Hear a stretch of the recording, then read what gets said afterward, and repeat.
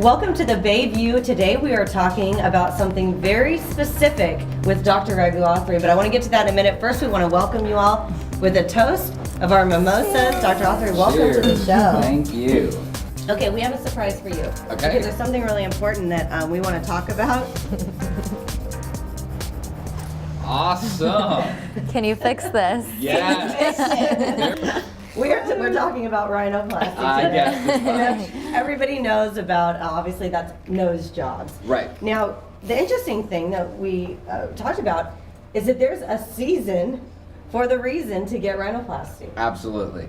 I think rhinoplasties are more common at certain times of the year.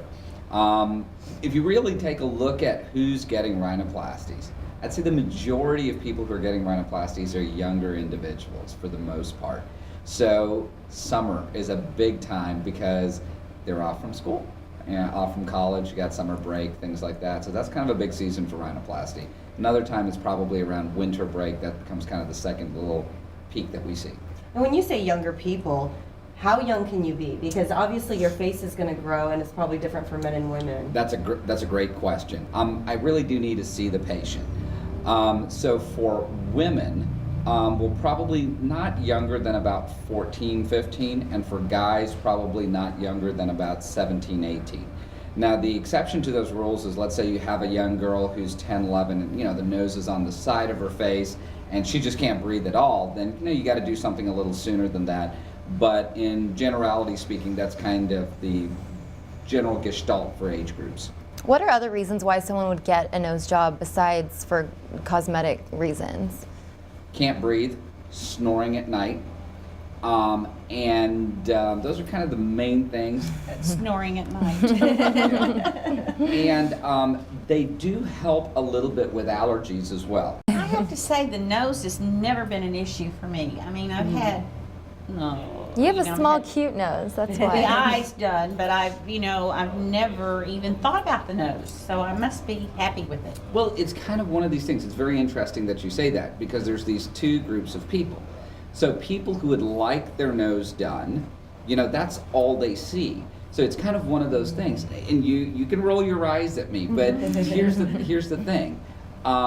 When the nose is in proportion to the face, it just goes off into the background and you don't notice their face. Your eyes and your brain have already predetermined what's normal, okay? So in general, guys can carry off a bigger nose, okay? I mean, if a girl had my nose, she would be in my office at age 17 going, take that thing down, okay? I mean, that's just the way it is, okay? But a guy can carry off a bigger nose, okay? A little bit of a dorsal bump, okay? It's a very ethnic thing, and guys can carry off a little bit of a dorsal hump, okay? Most girls don't want a dorsal hump. They want a cute little slope or a straight nose, depending on where they are from the world. So talk about recovery, because you think about a nose job and you said you do need a break. There is some recovery time, and I'm sure that there's going to be swelling and bruising. So this is what I tell my patients, okay?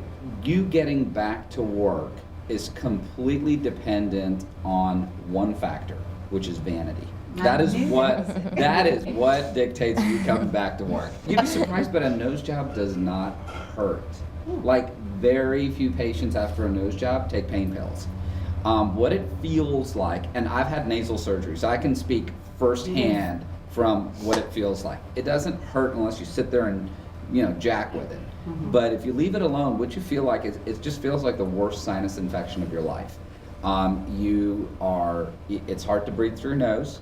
You feel like you got a cold. Your face feels like it weighs 200 pounds, but it's not painful. Now, when somebody looks at you for the first 3 or 4 days, you look like you've gone a few rounds with Mike Tyson, and that's what you look like. But in terms of pain or stuff, no. Most of these patients are up the next day, they're walking around, they're doing their regular stuff. And I'm sure off of how much work needs to be done is price. What are the price ranges for rhinoplasty? Very, very varied.